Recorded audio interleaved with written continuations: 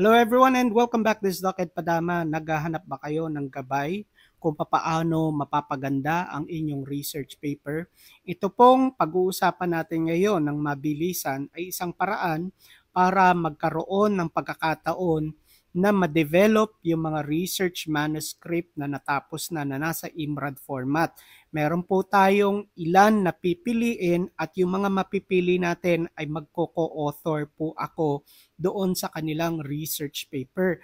At ito po ay pwede nating i-publish at magkaroon ng pagkakataon, ma-disseminate, ma-share natin online through online publishing journals. Online, reputable publishing journal. So ulitin po natin, ito yung mga mechanics. All of this will be at no cost. Nakalagay naman po dyan. Wala pong bayad. So yung mga nagtatanong magkano po, wala pong bayad. So ito ay isang paraan para makatulong tayo na mapaganda yung mga research papers na merong potential na maging pang-international ang caliber.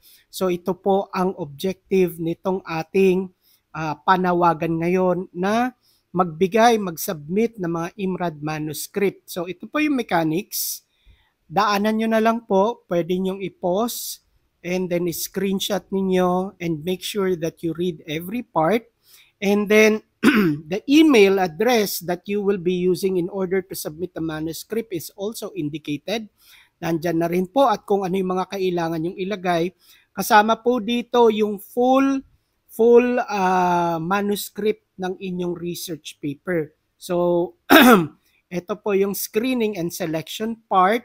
And then the last part will be the terms and conditions. So again, ito po kung meron pa kayong tanong, ito po yung email address na pwede nyong gamitin kung gusto nyo mag-inquire. Pero ulitin ko po, everything that you need to know is already presented in the mechanics, terms and conditions, and the screening and selection process. So I hope to hear from you soon through my email address. So maraming salamat po sa inyong lahat. God bless.